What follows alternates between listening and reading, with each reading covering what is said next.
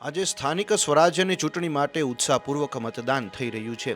આ લોકશાહીના પર્વમાં સહભાગી થવા મુખ્યમંત્રી ભૂપેન્દ્ર પટેલ સવારે જ પોતાના મતક્ષેત્ર શિલજ ખાતે પહોંચ્યા હતા।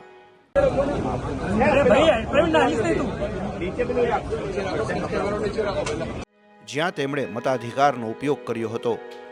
મતદાન કર્યા બાદ મુખ્યમંત્રી એકદમ હળવા અંદાજમાં જોવા મળ્યા હતા। તેઓ શિલજ ગામની ભાગોળે આવેલી એક સામાન્ય ચાની કીટલી પર જઈને બેઠા હતા અને સ્થાનિક નાગરિકો સાથે બેસીને ચા પીધી હતી।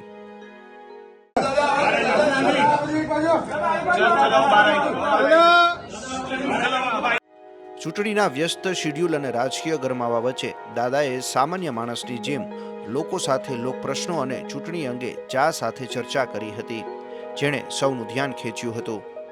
સ્થાનિક સ્વરાજ્યની ચૂંટણી અને મતદાનનો દિવસ છે। લોકશાહીનો આ પવિત્ર ઉત્સવ દરેક જણે મનાવવો જોઈએ।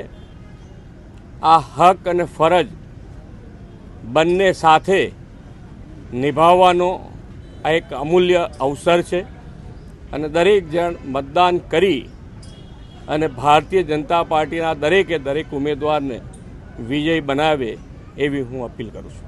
ગરમી પણ છે, સાથે સાથે રજાનો દિવસ છે, બંને સાથે છે એટલે થોડુંક હોય, પણ મને લાગે છે ત્યાં સુધી બધા હવે શરૂ થશે વોટિંગ 9 વાગ્યા પછી। રવિવાર હોય એટલે રજાનો દિવસ હોય એટલે આપણે બધાને જ ફરીથી અપીલ કરું છું કે ગરમી હોય, લગ્નગાળો હોય, બધું જ હોય, છતાંય આપણો પવિત્ર મત અવશ્ય આપવો જોઈએ।